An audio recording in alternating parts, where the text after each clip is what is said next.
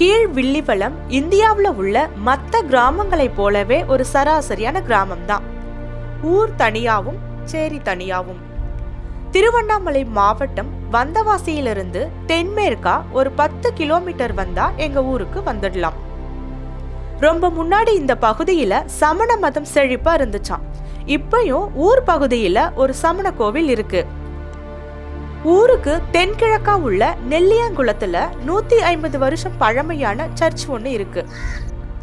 இதுக்கெல்லாம் நடுவுல இருக்க எங்க ஊர்ல இல்ல எங்க காலனியில ஒரு 40-50 வருஷத்துக்கு முன்னாடி நிறைய கூத்து கலைஞர்கள் இருந்தாங்க. இப்போ அதுக்கான தடயமே இல்லை. 1990களுக்கு முன்னாடி இந்த கிராமத்துல கிட்டத்தட்ட எல்லாருமே விவசாய கூலிதான்.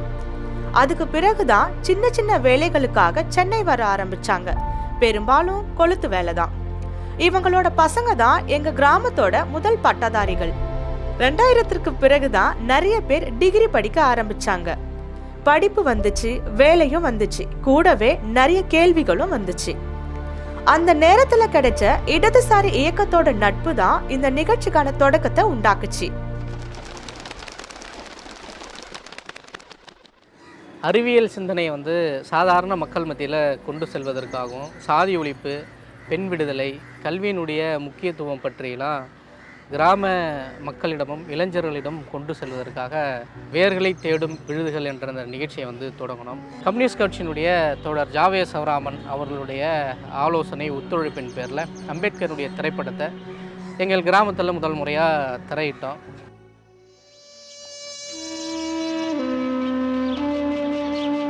இதோ பார், நீ பெரிய அதிகாரியா இருக்கலாம், ஆனா இந்த தண்ணியை நீ தொடக்கூடாது. மகாராஜாக்கு இதை பத்தி நான் தெரியப்படுத்தினா போய் சொல்லிக்க. அதுக்காக நாங்க பயப்பட மாட்டோம். இது எங்க மத விஷயம். நீ தண்ணி குடிக்கணும்னு மகாராஜா நினைச்சா அவரே அரண்மனையில இருந்து கொண்டு வரட்டும். அவரு மகாராஜா என்ன வேணாலும் செய்வார். உன்ன போல ஒரு தீண்ட தகாதவனை பதவியில வைக்கல. அம்பேத்கர் திரைப்படத்தை திரையிடறதுல தான் இந்த நிகழ்வு தொடங்குது. 2012ஆம் ஆண்டு மக்கள் மத்தியில் அந்த படத்துக்கு நல்ல வரவேற்பு இருந்தது. அந்த நிகழ்வு தந்த உத்வேகமும் மாணவர்கள், கிராம மக்கள் கொடுத்த அந்த பாராட்டுதலும் உந்துதலும் இந்த நிகழ்ச்சியை தொடர்ந்து முன்னெடுத்து செல்லணுன்ற ஒரு வேகம் எங்கள் கிராமத்து இளைஞர்களுக்கு உண்டாச்சு. அம்பேத்கர், பெரியார், மார்க்சனுடைய கொள்கைகளை பேசுகிற ஒரு அமைப்பாக நகர்த்துறதுக்கான வேலைப்பாடுகளை செய்ய ஆரம்பிச்சு அதுக்கு அடுத்த வருஷமும் இந்த நிகழ்ச்சியை செஞ்சோம்.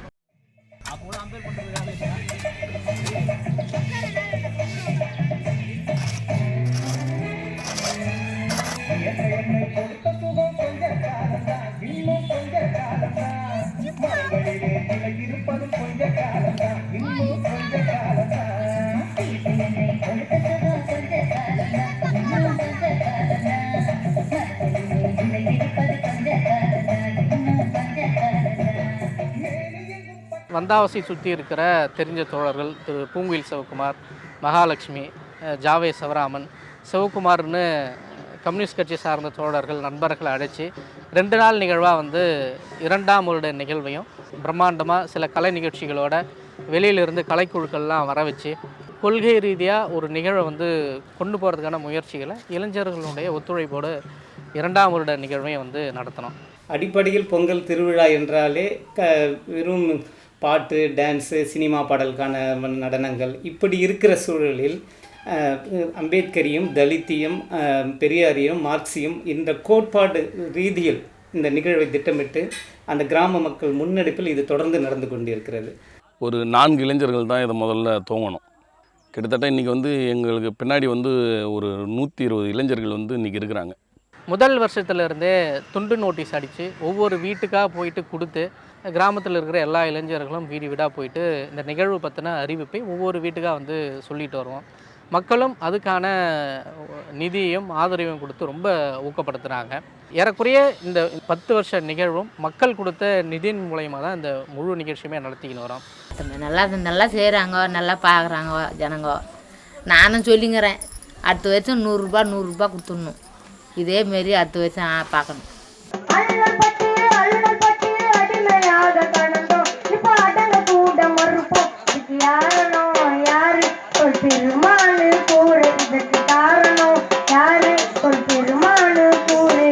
பொங்கல் கலை விழா அப்படின்ற தலைப்பில் தான் இந்த நிகழ்வை வந்து ஒருங்கிணைச்சோம்.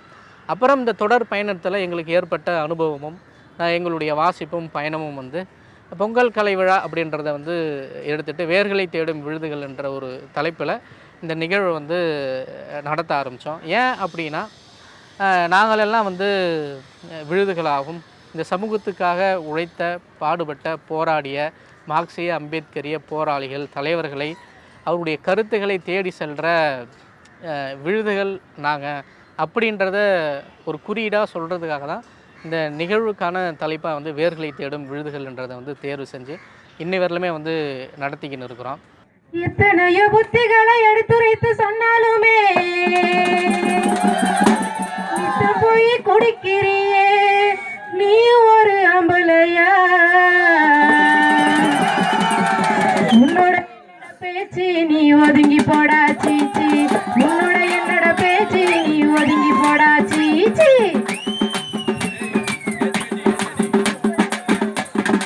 அப்புறம் நீங்கள் நிறைய படத்தில் பார்த்தீங்கன்னா ஒரு சண்டை எப்படி தெரியுமா முடியும், புருஷங்காரம் பலாருன்னு வைப்பார், அதோட சீன் முடிஞ்சு போயிடும், அடுத்த காட்சிக்கு போயிடுவாங்க. இந்த ராதிகா அம்மா ஒரு படம் நடிச்சது பாருங்க, ஒரு சீரியல், அதுக்கப்புறம் தான் பொம்பளைங்க பலாருன்னு அடிக்க ஆரம்பிச்சாங்க. போலீஸ்காரராக வந்தாலும் சரி, பொண்டாட்டியாக வந்தாலும் சரி, இன்னொருத்தி பின்னாடி ஓடுறவனை இழுத்து வச்சு அடித்தாலும் சரி, அதுக்கப்புறம் தான் அவங்க அடிக்க ஆரம்பித்தாங்க. அதனால் நியாயம் அற்றுப்போகிற இடத்தில் வன்முறை தலை தூக்குகிறது. அதை இந்த பாட்டு ரொம்ப அழகாக சொல்லுது. நான் எங்கள் ஊரை சுற்றி எங்கள் கிராமத்தில் இருக்கிறவங்க தான் வந்து நாங்கள் இந்த நிகழ்ச்சியை வந்து பார்த்துட்டு இருந்தோம். இன்றைக்கி வந்து ஒடுக்கப்பட்ட மக்களை அல்லாதவர்கள், அதாவது பிற வகுப்பை சார்ந்தவர்கள் கூட இந்த நிகழ்ச்சியை வந்து பார்க்குறாங்க. புரட்சியாளர் அம்பேத்கர் பெரியாரை வந்து தெரிஞ்சுக்கிறாங்க. அந்த சமுதாயத்தாலும் கூட எங்கிட்ட சொல்லியிருக்கிறாங்க, நாங்கள் என்னப்பா இவ்வளோ அந்தளவுக்கு நடந்துக்கணும் கூட சொல்லியிருக்கிறாங்க தோழர். இந்த ஆண்டு அது வந்து ஒரு பெரிய சாதனையாக தான் நாங்கள் நினைக்கிறோம். அதை நம்மளும் யாரையும் அடிமைப்படுத்தோன்னா நம்மளும் யாருக்கும் அடிமையாக இருக்க வேண்டாம். இதுதான் நம்மளுடைய நோக்கமாக வச்சு படித்த இளைஞர்கள் நிறைய பேர் வந்திருக்காங்க, உயர் பதவியில் இருக்காங்க. அவங்களும் வந்து நம்ம இளைஞர்களுக்கு இந்த மாற்றம், பெண்களுக்கு ஆண்களுக்கு நிறைய கருத்துக்கள் சொல்லியிருக்காங்க. இதனால் நிறைய பேர் பலன் அடைஞ்சிருக்காங்க. நானும் அதில் ஒருத்தன். மனுஷங்கடா நாங்க மனுஷங்கடா, மனுஷங்கடா நாங்க மனுஷங்கடா, உன்னை போல அவனை போல எட்டு சாணு அவசரம் உள்ள மனுஷங்கடா நாங்க மனுஷங்கடா, மனுஷங்கடா நாங்க மனுஷங்கடா.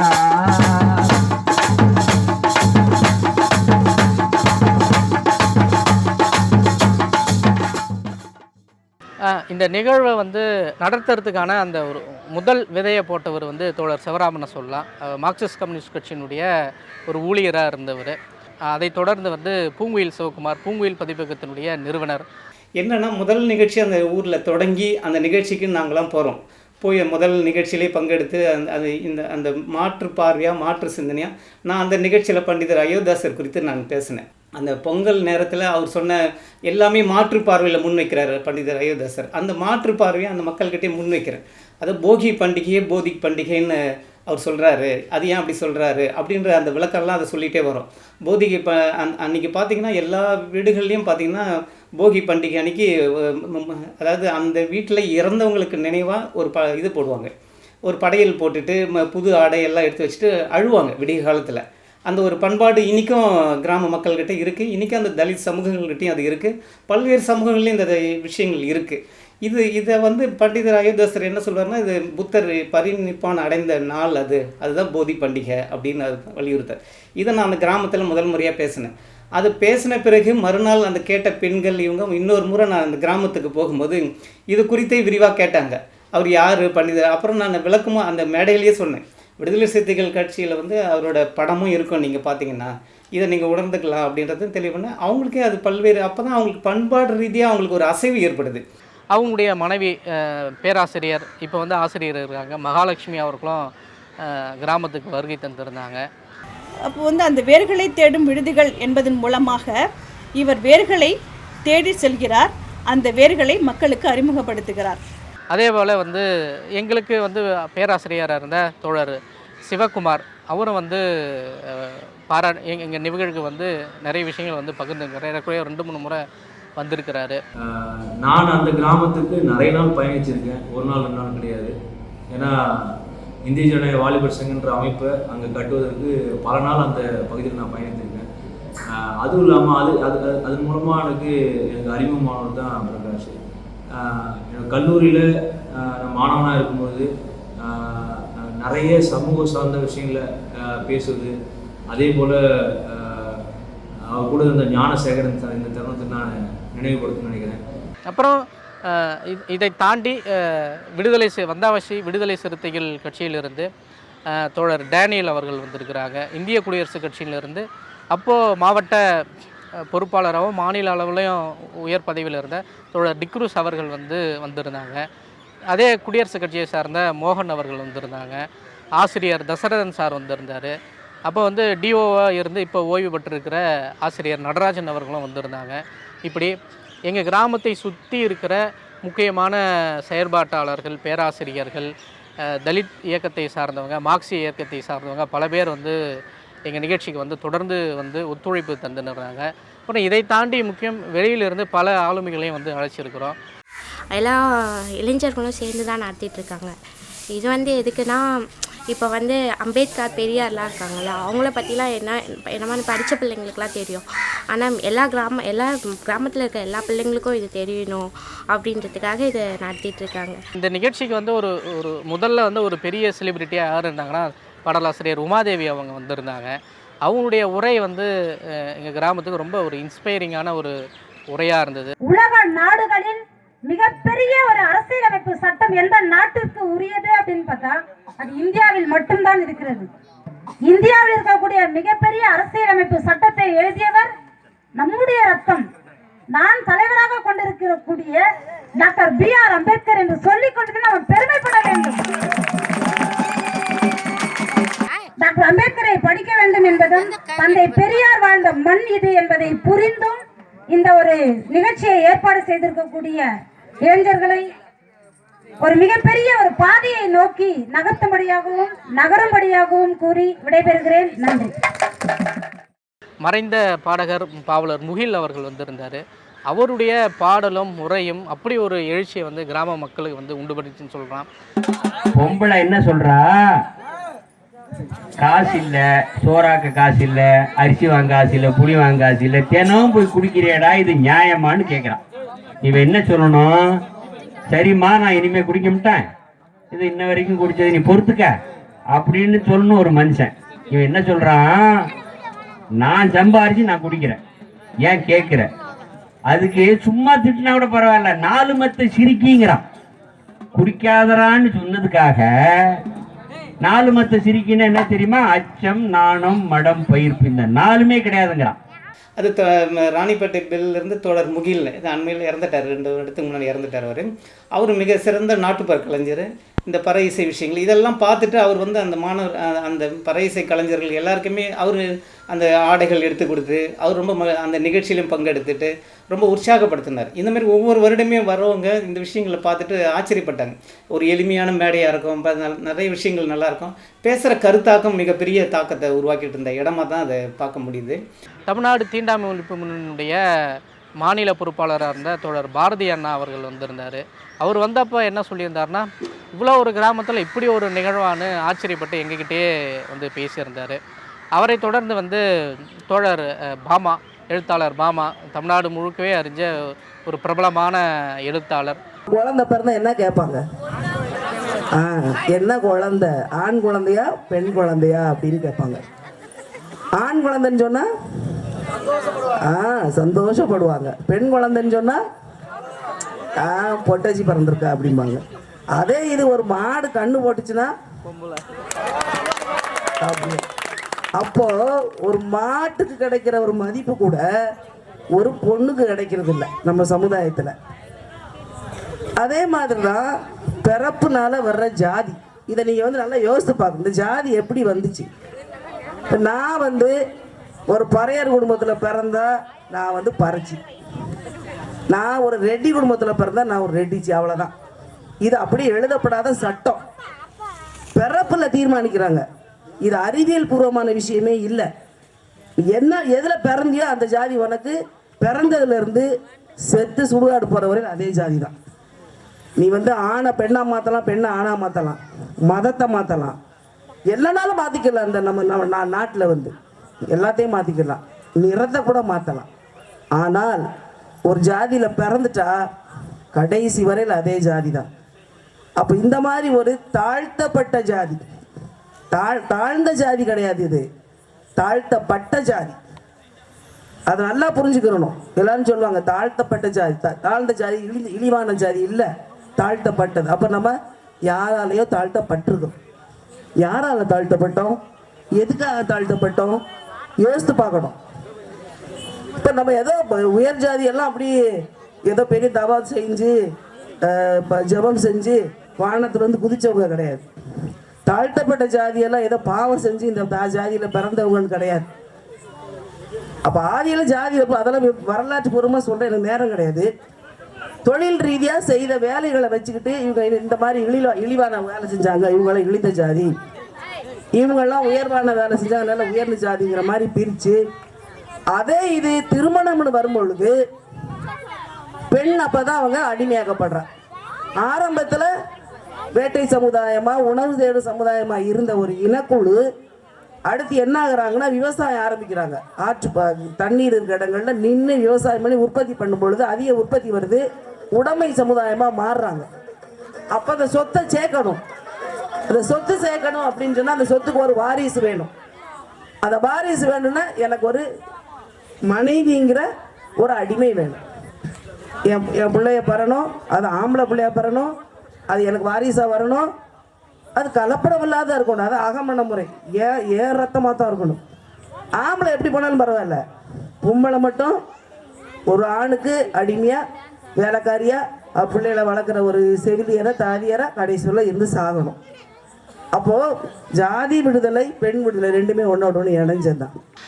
அவங்களுடைய ஸ்பீச் வந்து அவங்க கடந்து வந்த பாதைகளை பற்றி மிக தெளிவாக மக்களிடத்தில் வந்து எடுத்து வச்சாங்க. அது எங்களுக்கு பெரிய சந்தோஷமாக இருந்தது. அதே மாதிரி அதுக்கு அடுத்த வருஷம் நிகழ்வில் வந்து பிஎஸ்பி கட்சியினுடைய அப்போதைய மாநில பொறுப்பாளர் இருந்த தோழர் பவானி இளைவனெல்லாம் அவங்க இணையரும் வந்திருந்தாங்க. இங்கே அரசியல் இல்லை, நான் அரசியல் இல்லை அப்படிங்கிற மாதிரி நிறைய பேர் பேசுவாங்க.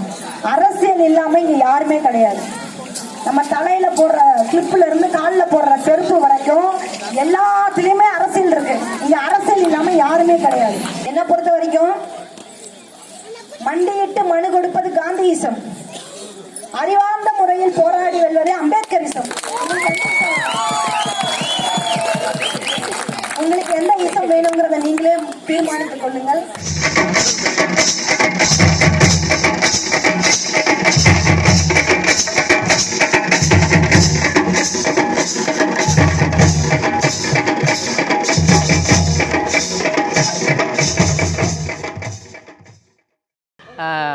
தோழர் இசையரசு சமூக செயற்பாட்டாளர், சென்னை குடிசைவாழ் மக்களுடைய உரிமைகளுக்காக தொடர்ந்து தன்னுடைய குரலை வந்து உயர்த்தி கொண்டிருக்கிற தோழர் இசையரசு வந்திருந்தார். அதுக்கடுத்த வருஷம் வந்து தோழர் ஷாலின் மரியா லாரன்ஸ். இந்த 10 வருஷ நிகழ்வில் எங்கள் கிராமத்தோட ரொம்ப நெருக்கமான ஒரு தோழர் அவங்க. இதை ஏன் இவ்வளோ அழுத்தி சொல்கிறோம்னா, அவங்களுடைய பூர்வீகம் வந்து எங்கள் ஊர் பக்கத்தில் இருக்கிற நெல்லியாங்குளம். நிகழ்ச்சிக்கு வந்தாங்க. எப்பவும் போல் அவங்களுடைய போல்டான உரை வந்து கிராமத்தில் வந்து ஒரு சலசலப்பை உண்டாக்குச்சு. அப்புறம் எங்கள் கிராமத்துக்கு வந்தது தொடர்பான அந்த நிகழ்வை பற்றி அவங்க குமுதத்தில் எழுதின ஒரு தொடரை இந்த நிகழ்வுக்கு வந்ததை குறிப்பிட்டிருந்தாங்க. அவங்களுக்கு வந்து நாங்கள் நன்றி சொல்லிக்கிறோம். கடந்த வருடம் வந்து கோபிநாயனார் வந்து பேசினார். அந்த பேச்சை வந்து குறிப்பாக நம்ம ஊருடைய பெண்கள் வந்து கவனித்தாங்க. அவர் பேச்சு எப்படி இருந்தது அப்படின்னா, கிராமத்து மொழியில் அவங்களுக்கு என்ன மாதிரி புரிய வைக்கணும் அப்படின்ற மொழி நடையில் இருந்தது. யார் நம்ம வந்து ஜாதியின் பேரில் நம்ம ஒடுக்கி நம்மளை வந்து சுத்தமாக இருக்காத அளவு பண்ணுறது, ஆரோக்கியமாக இல்லாமல் பண்ணுறது, நல்ல உணவுகள் கிடைக்காத அளவு பண்ணுறது, நம்மளை வந்து வாழ்நிலத்திலே புறக்கணித்து வைக்கிறது, இதெல்லாம் தொடர்ந்து யார் செய்கிறாங்களோ அவங்க தான் இந்த மாதிரியான குற்றச்சாட்டுகளை நம்ம மேலே வச்சுருக்கிறாங்க. ஆனால் உள்ளபடி என்னென்னா நம்ம குழந்தைகள் அப்படி கிடையாது. நம்ம குழந்தைகள் ரொம்ப அறிவார்ந்த குழந்தைகள். வாய்ப்பு இல்லாத இடத்தில், மறுக்கப்பட்ட இடத்தில், நமக்கு வந்து வழிகாட்டாத இடத்தில் தானே தேர்ந்தெடுத்துக்கின்ற ஒரு இடம் இருக்குதுல்ல, அந்த இடம் வந்து தவறாக இருக்கும்போது அந்த குழந்தைகள் தவறாயிடுது. அது யாருடைய தப்புனாக்கா, இந்த சமூகம் நம்மளை போட்டு ஒரு 1000 வருஷமாக நம்மளை போட்டு மிதிச்சு நீ வந்து என்கிட்ட என் கழனியில் வேலை செய்யறதுக்கு மட்டும்தான் உனக்கு தகுதி இருக்குது, என் சாவை தூக்கணும், செத்த மாட்டை தூக்கணும், என் வீட்டு நிலத்தில் வேலை செய்யணும், என் கழனியில் வேலை எங்கள் வீட்டில் இருக்கிறவங்களுக்கு அடிமை தொழில் செய்யணும். இப்படியே நம்ம தலைமுறை வந்துச்சு. இதில் எத்தனை பேர் வந்து அப்பா அம்மா படிச்சிருக்கிறாங்க? கை தூக்கணும் சொல்லுங்க பார்க்கலாம். இதுக்கு முன்னாடி வந்து தொடர் புனித பாண்டியன் வந்திருந்தார். அவருடைய உரையும் ரொம்ப அற்புதமாக இருந்தது. அவர் கூட வந்து எழுத்தாளராக முத்துகிருஷ்ணன் வந்திருந்தார். அவங்க 2 பேருடைய அடுத்தடுத்து உரையாற்றினாங்க. அவங்களுடைய உரை இளைஞர்களுக்கும் மாணவர்களுக்கும் ரொம்ப பயனுள்ளதாக இருந்தது. அம்பேத்கரை பற்றின ஒரு தெளிவான உரை வந்து தொடர் புனித பாண்டியன் கொடுத்துருந்தார். தொடர்ந்து அதுக்கப்புறம் நடத்திய நாடகங்கள், பாண்டிச்சேரி தேட்டர் ஹாஸ்லேருந்து வந்த சுகுமார் தோழராக இருக்கட்டும், எல்லாருமே வந்து ஊரோட வந்து ஒன்றி சில விஷயங்கள் வந்து பண்ணிகிட்டே இருந்தாங்க.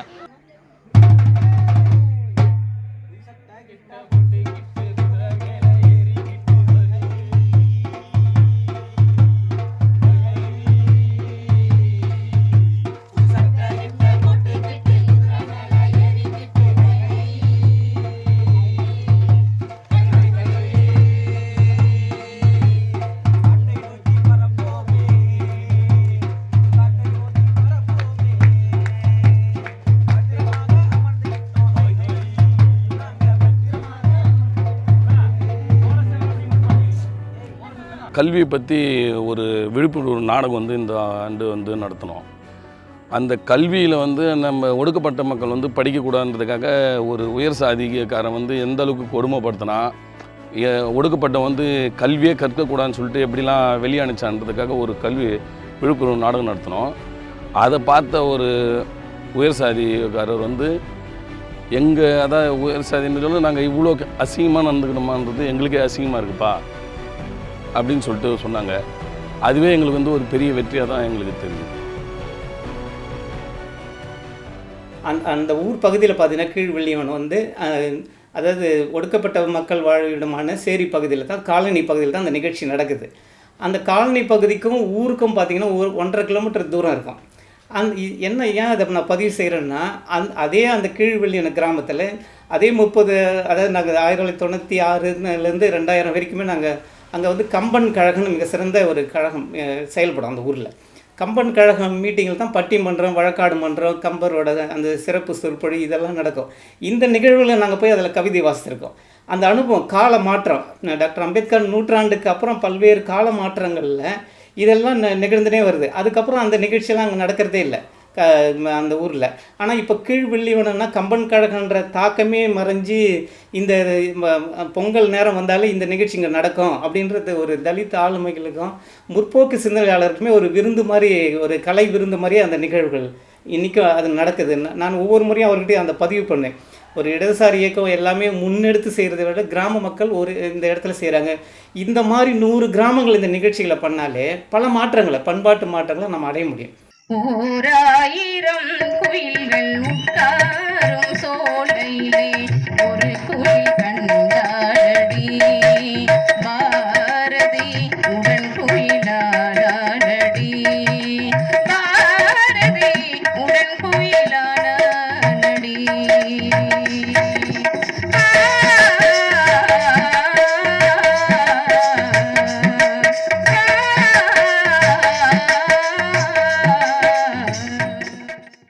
தொடர் கண்ணன் ஒரு முறை அவருடைய புகைப்படங்களை கண்காட்சிக்கு வச்சுருந்தோம். உழைக்கும் மக்களினுடைய வாழ்வில் என்ற பேரில் எங்கள் கிராமத்தை பற்றியும் கிராமத்தில் இருக்கிற உழைக்கும் மக்களுடைய வாழ்வியலை பற்றியும் ஒரு புகைப்பட கண்காட்சியை வச்சுருந்தோம். அது ரொம்ப மக்களுக்கு பிடிச்சிருந்து. ஏன் அதை சொல்கிறேன்னா, மக்களினுடைய அவங்களுடைய அந்த அன்றாட வேலைகளை படம் பிடிச்சிருந்தார். அவங்க சமைக்கிறது, அவங்க கறியை சுடுறது, அவங்க களை வெட்டுறது, அவங்க தண்ணி தூக்கிட்டு போகிறது, இப்படியான பல விஷயங்களில் அந்த புகைப்பட கண்காட்சியில் இடம் பெற்றிருந்து. அந்த பள்ளி மாணவர்கள், சின்ன மாணவர்கள் எல்லாரையும் ஒருங்கிச்சு அவங்கள படம் வரைய சொல்லுவார். ஓவியங்கள் வரைஞ்சி அந்த மேடைகள்லேயே அந்த ஓவியங்கள் கண்காட்சியாக இருக்கும். இதெல்லாம் அந்த மாணவர்களை அவங்கள அந்த கல்வியிலேருந்து விலகாத மாதிரி, அதே மாதிரி அவங்களுக்கான ஒரு பண்பாட்டு அசைவை, அவங்களோட கலை ஆளுமைகளை வெளிப்படுத்துறதுக்கு ஒரு களமாகவும் அந்த நிகழ்வு வருடந்தோறும் இருக்குன்னு தான் சொல்ல முடியும். முற்போக்கு கருத்தாக்கங்கள் எதெல்லாம் படம் முன்வைக்குதோ அந்த படங்களை அவர் தொடர்ந்து திரையிட்டார். இதெல்லாம் சரியான பார்வையோட ஒரு இயக்கம் செய்ய வேண்டிய வேலை கிராம மக்கள் ஒத்துழைப்போடு அது எல்லாருமே அந்த இளைஞர்கள் ஒன்றிணைந்து செஞ்சாங்க. இது நல்ல விஷயங்கள். அது சைராட் மாதிரியான மராத்தி மொழி படம் கூட புரியல கூட ஜனங்க பார்த்துட்டு இதுவானாங்க. குறிப்பாக பெண்களாகட்டும் சிறு பிள்ளைகளாகட்டும் அம்பேத்கரையும் பெரியாரையும் மிகவும் சரியாக புரிந்து கொள்வதற்கான ஒரு நிகழ்வுகளாக இந்த நிகழ்வுகள் ஆண்டுதோறும் தொடர்ச்சியாக இருந்து கொண்டு வருகின்றன. இந்த நிகழ்வுக்கு வந்து எங்கள் பக்கத்து வேலூர் மாவட்டத்தை சேர்ந்த தோழர் யாழநாதி, தோழர் சுகிர்தராணி அவங்க வந்திருந்தாங்க. தொடர்ந்து நிகழ்வுகளை நடத்துங்க, இதோட விட்டுறாதீங்க அப்படின்ற ஒரு உத்வேகத்தையும் வந்து கொடுத்துட்டு போனாங்க. அதேமாதிரி தொடர்ந்து எங்களுடைய நிகழ்வுகளுக்கு வந்து பாண்டிச்சேரி பல்கலைக்கழகத்தில் உள்ள இசை பேராசிரியராக இருக்கிற தோழர் முருகவேல் அவர்கள் வந்திருந்தாங்க. அப்புறம் சென்ற ஆண்டு தோழர் கென்னித்ராஜ் வந்திருந்தார். கென்னித்ராஜ் வந்து உங்களுக்கு தெரிஞ்சிருக்கும், ரோபோட்டிக் பொறியியலாளர். சரி, வந்தாவசிலிருந்து விசிகாவிலிருந்து தோழர் அன்பரசன், பெரிய காலனியை சேர்ந்த ஏழுமலை, வசீகரன், இப்படி நிறைய பேர் பக்கத்தில் இருந்து நிறைய கிராமங்களில் இருந்தும் வந்திருந்தாங்க. அண்ணல் அம்பேத்கர் சொன்ன ஒரே வார்த்தை, கல்வி மூலமாக தான் நம்ம வளர்ச்சி அடைய முடியும். நம்மளை வந்து பல ஆண்டு காலமாக நம்மளை அடிமைப்படுத்தி வச்சுருந்தாங்க. அந்த அடிமைத்தனத்திலிருந்து நம்மளை மீண்டு வர்றதுக்கு ஒரே ஆயுதம் கல்வி. அந்த கல்வியை நம்ம கையில் எடுக்கணும். நான் படித்த பிள்ளை தான், இருந்தாலும் நிறைய பேர் பற்றி தெரியாது. இவங்க வந்து அந்த சாவித்ரிபாய் ஃபுலே அவங்கள எல்லாரையும் ஒவ்வொருத்தராக மென்ஷன் பண்ணும்போது இவங்களாம் இருக்கு. அவங்க சொல்லும்போது அந்த டாபிக் எடுத்து நானும் பார்க்க ஆரம்பிப்பேன். அதனால் அது எனக்கு யூஸ்ஃபுல்லாக தான் இருந்துச்சு. அதே மாதிரி எனக்கு தெரிஞ்சவங்ககிட்டையும் இவங்களை பற்றி நான் சொல்லிட்டு தான் இருக்கேன். நிறைய விஷயத்தை சொல்லி கற்றுக் கொடுத்துருக்காங்க. அதில் எனக்கு என்ன ஒரு இது வந்திருக்கு, ட்ரீம் வந்திருக்கேன்னா, நான் ஏதாவது சாதிக்கணும், அவங்கள மாதிரி நானும் இருக்கணும் அப்படின்னு ஒரு ஆர்வம் வந்திருக்காங்க. 2012ன்னு நினைக்கிறேன். அப்போது நான் ஒரு 8th or 9th எதனா படிச்சுட்டு இருப்பேன். அப்போ வந்து வெறுமனே வந்து இது ஒரு விளையாட்டு போட்டி, ஒரு என்ன சொல்கிறது, ஒரு என்டர்டெயின்மெண்ட் பர்பஸுக்காக பார்த்தேன் நான். இன்றைக்கி இதில் ஒரு ஒருங்கிணைப்பு குழுவில் இது சொல்லலான்னு நினைக்கிறேன். இது ஒருங்கிணைப்பு குழுவில் வந்து இருக்கேன். அதாவது ஒரு பார்வையாளனாக பார்த்தேன் நான். இன்றைக்கி வந்து இந்த இடத்துல வந்து இருக்கேன். அதுதான் வந்து முதல்ல இந்த நிகழ்வு எனக்கு கொடுத்த ஒரு இம்பேக்ட்.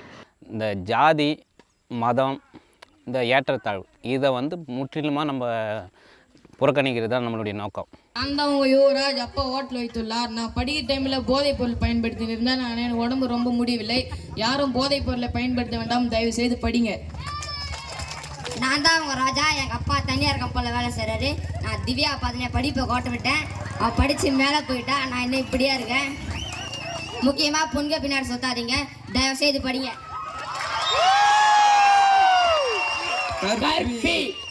ஒன்று சேர்.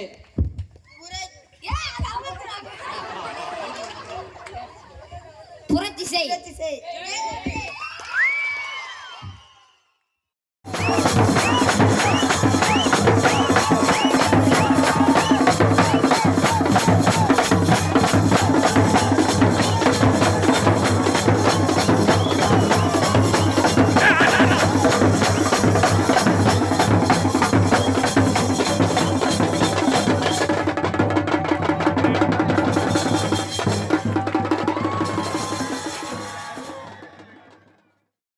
குறிப்பாக வந்து கலை நிகழ்ச்சின்னு சொல்லும்போது தோழர் முருகனுடைய தனி இசை பாடலாக இருக்கட்டும், அப்புறம் வந்து தோழர்களுடைய பொம்மலாட்டமாக இருக்கட்டும், அதுக்கப்புறம் தோழர் ராஜேஸ்வரியினுடைய கிராமிய இசை பாடலாக இருக்கட்டும், இந்த மாதிரியான சில விஷயங்கள் வந்து எங்களை வந்து ஈர்த்துச்சு. என்னடா இது வெறும் கூத்து மட்டுமே பார்த்துட்டு சுற்றிட்டு இருந்த எங்களுக்கு வந்து இந்த மாதிரியான விஷயங்கள் பார்க்கும்போது வெறுமனே கருத்தியல் சார்ந்த விஷயங்கள் மட்டுமே இல்லாமல் கலை ரீதியாக உழைக்கும் மக்களுக்கு வந்து என்னென்னலாம் வந்து அவங்ககிட்ட வந்து கொண்டு போய் சேர்க்க முடியும் அப்படின்ற மாதிரி இருந்துச்சு. அதுக்கப்புறம் வந்து தோழர் சாப்ளின் சுந்தரனுடைய அது ஒரு இசைக்கருவி ஒன்று.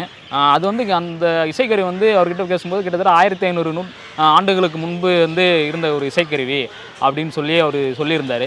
இந்த மாதிரியான கலை வழியாக மக்களுக்கு வந்து என்னென்ன விஷயங்கள், குறிப்பாக எங்கள் கிராமத்து மக்கள் வந்து எப்படிப்பட்டவங்கன்னா மகாபாரதம் இந்த மாதிரி விஷயங்கள் வந்து கூத்தின் அடிப்படையில் வந்து பார்த்த இவங்களுக்கு வந்து கலை ரீதியாக அவங்களுக்கு வந்து ஒரு புதுவித அனுபவம். அது அவங்களுக்கு மட்டுமே இல்லாமல் எங்களுக்குமே இது வந்து ஒரு முக்கியமான அனுபவமாக வந்து இருந்தது.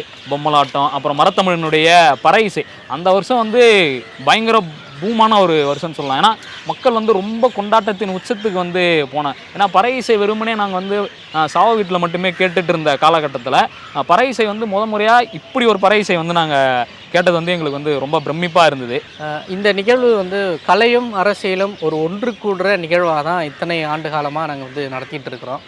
இந்த நிகழ்வின் மூலிமா நாங்கள் என்ன சாதிச்சிருக்கிறோம், என்ன பண்ணியிருக்கிறோம் அப்படின்னா, இந்த நிகழ்வு பல பேரை வந்து உருவாயிருக்குதுன்னு சொல்கிறோம். எப்படி உருவாயிருக்குதுன்னா, அம்பேத்கர் வந்து பல பேர் தெரிஞ்சிருக்கிறாங்க. அது வெறும் பேராக மட்டும் இல்லாமல் அவர் என்ன பண்ணார், அவருடைய போராட்டங்கள் என்ன, அவர் எங்கேருந்து வந்து எதென்னெல்லாம் வந்து செஞ்சார், எதையெல்லாம் சாதித்தார் அப்படின்ற ஒரு ஒரு ஒரு அம்பேத்கர் பற்றின ஒரு புரிதல் வந்து மக்கள் மத்தியில் ஏற்பட்டிருக்குது. அதேமாரி பெரியார் பற்றினுடைய பார்வையும் கிராமத்தில் இருக்கிற எல்லாருக்குமே வந்து உருவாயிருக்குதுன்னு சொல்ல முடியும்.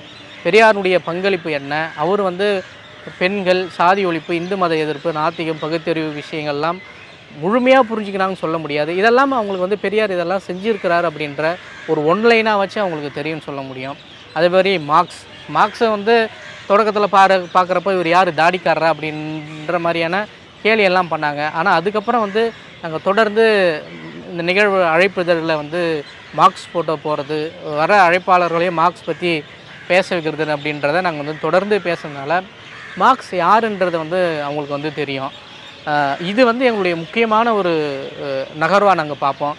அப்போ வந்து அந்த வேர்களை தேடும் விடுதிகள் என்பதன் மூலமாக இவர் வேர்களை தேடி செல்கிறார், அந்த வேர்களை மக்களுக்கு அறிமுகப்படுத்துகிறார். இந்த நிகழ்வில் வந்து அந்த கிராம மக்களுக்கு தான் முதல்ல பாராட்டி ஆகணும். ஏன்னா எல்லாருமே ஒத்துழைக்கிறாங்க. அந்த இடத்துல வந்து அந்த இளைஞர்களுக்காக ஒத்துழைச்சி 2 நாள் நிகழ்ச்சியும் நடத்தினாலும் அந்த குளிர்லேயும் பனிலையும் உட்காந்து பார்த்துட்டு வரவங்களுக்கு எல்லாருக்கும் சாப்பாடும் விருந்து தயார் பண்ணி வரவங்க யாராக இருந்தாலும் சாப்பாடு கொடுத்து இது அனுப்புறது. கிட்டத்தட்ட ஒரு 2 லட்சம் ரூபாய் மதிப்பீடில் அந்த நிகழ்வு ஒவ்வொரு வருடமே நடக்குது. இல்லை, பக்கத்து கிராமத்தில் இருக்கிற மாற்று சமுதாயத்தை சார்ந்தவங்க கூட எங்களுக்கு இதுக்கு டொனேஷன்லாம் தராங்க, நிறைய உதவிலாம் செய்கிறாங்க. கண்டிப்பாக அதெல்லாம் எங்களுக்கு ஒரு பெரிய விஷயமாக தான் இருந்தது. ஏன்னா அவங்கக்கிட்டலாம் நாங்கள் போய்ட்டு அம்பேத்கர் பெரியாரை வச்சு நாங்கள் ஒரு நிகழ்ச்சி பண்ணுறப்போ டொனேஷன் கேட்குறப்போ அவங்களாம் தருவாங்கன்னு நாங்களாம் நினைக்கவே இல்லை. ஆனால் அவங்க கொடுக்குறாங்கன்னு சொல்ல கண்டிப்பாக அது ஒரு பெரிய வெற்றி தான் இது.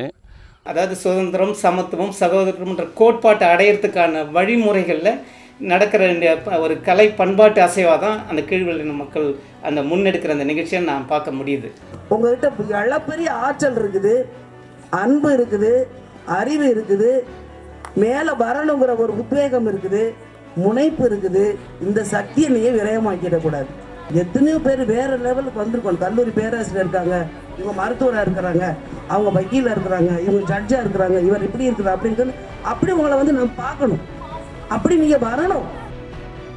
இப்போ எங்கள் ஊரில் lawyers, journalist, PhD scholars, engineers எல்லாம் இருக்கும். எண்ணிக்கை குறைவு தான், இன்னும் வெகு தூரம் பயணிக்கணும். தொடருவோம்.